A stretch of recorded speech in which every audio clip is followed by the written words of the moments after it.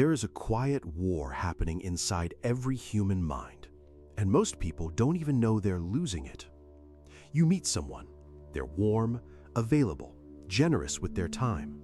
They call back quickly. They make space for you. And something inside you slowly begins to pull away.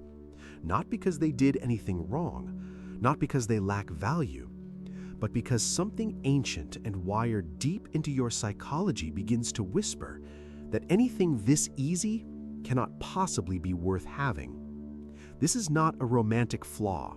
This is not immaturity. This is a psychological trap so deeply embedded in the human condition that it operates beneath the level of conscious thought. It runs on instinct, on ancient survival code, on a nervous system that was never designed for peace, only for the hunt. And the brutal, uncomfortable truth is this: the moment something becomes yours, a part of you begins to mourn the version of it you wanted before you had it. The want was the drug. The possession is just the withdrawal.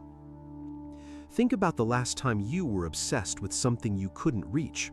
A person who kept their distance, a job that rejected you once, a version of your life that felt just slightly out of your grasp.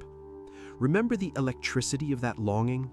The way your mind returned to it at 2 a.m., uninvited, relentless? Psychologists call this phenomenon reactance. When freedom or access is restricted, the human brain doesn't accept the limitation quietly. It amplifies desire. It inflates the value of the restricted thing far beyond its actual worth. Not because the thing changed, but because your access to it did. The brain interprets unavailability as a signal of high value, and it does this automatically, unconsciously, without your permission. This is why the person who answers every message feels less attractive than the one who leaves you waiting. This is why the job that hired you on the spot feels less prestigious than the one that made you fight for 3 rounds of interviews. The content didn't change, the scarcity did, and scarcity rewrites the story your brain tells you about worth. Robert Cialdini documented this in The Architecture of Influence. Scarcity is not just a sales tactic. It is a primal perceptual filter through which the human mind assigns meaning to everything it encounters. We do not value things because they are good. We value things because we fear we might not be able to have them. And once we can, something dissolves, quietly, without ceremony. There was a painter in 19th century Europe who spent 15 years pursuing a woman who refused him completely. He wrote about her obsessively in his journals. He described her as the most fascinating person he had ever encountered, a force of nature, an unreachable light. She eventually agreed to marry him. Within 3 years, his journal entries about her dropped from pages of electric poetry to single, dry lines. Not because she changed, not because she became less, but because the chase was the canvas he had been painting on. She was never the muse, the longing was. This is the brutal architecture of human desire. We do not fall in love with people. We fall in love with the space between ourselves and the people we cannot fully reach. We fall in love with the imagination of them, the projected perfection of them, the uncorrupted version that exists only in the gap between who they are and how little we actually know of them. The moment someone lets you in, the projection collapses.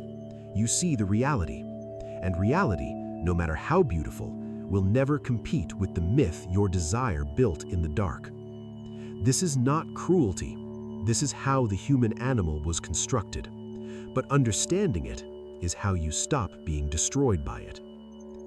The dark Stoics understood something that modern culture refuses to admit.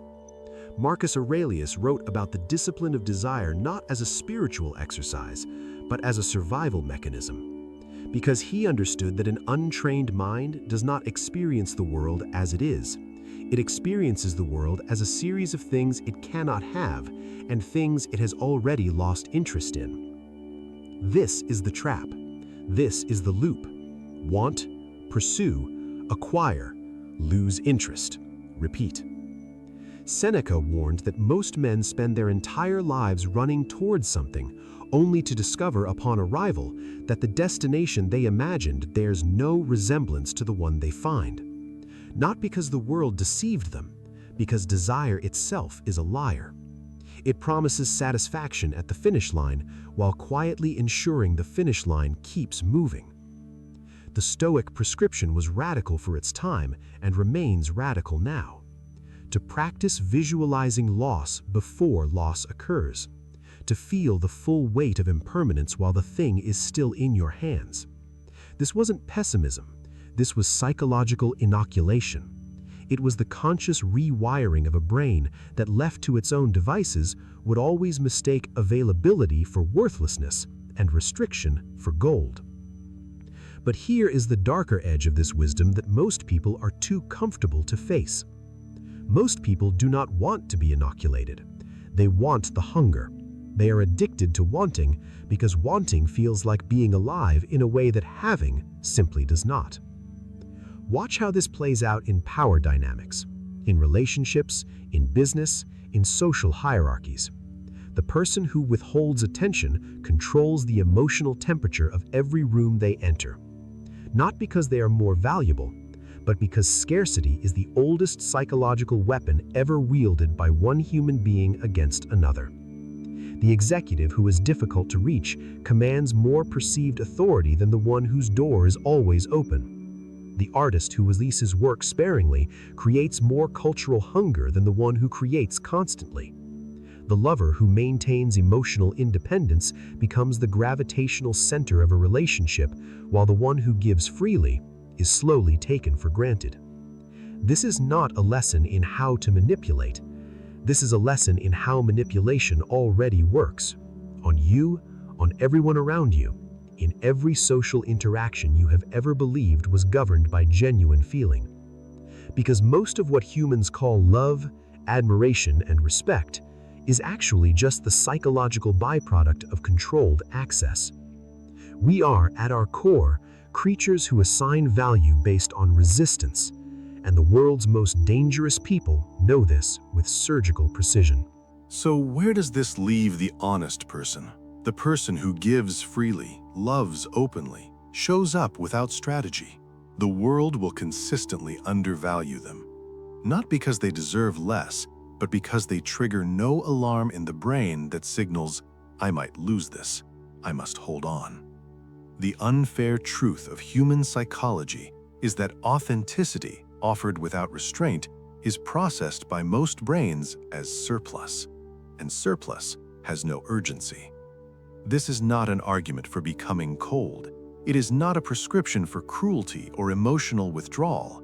It is something more precise than that. It is the recognition that the untrained human mind cannot be trusted to value what it freely receives. It must be guided through contrast, through resistance, through the experience of almost losing something to feel the weight of what was always there. And this is perhaps the most brutal wisdom of all. The people who taught you your own value were often the ones who almost walked away. The moments that made you appreciate your life were the ones that nearly ended it. The love that finally felt real was the one that survived genuine doubt. We do not learn the worth of anything in the having. We learn it only in the almost losing. And most people will repeat this cycle forever, chasing the feeling of wanting, discarding the reality of having, never understanding that the prison has no walls, because the prison is the mind itself, endlessly manufacturing distance between itself and everything it already holds.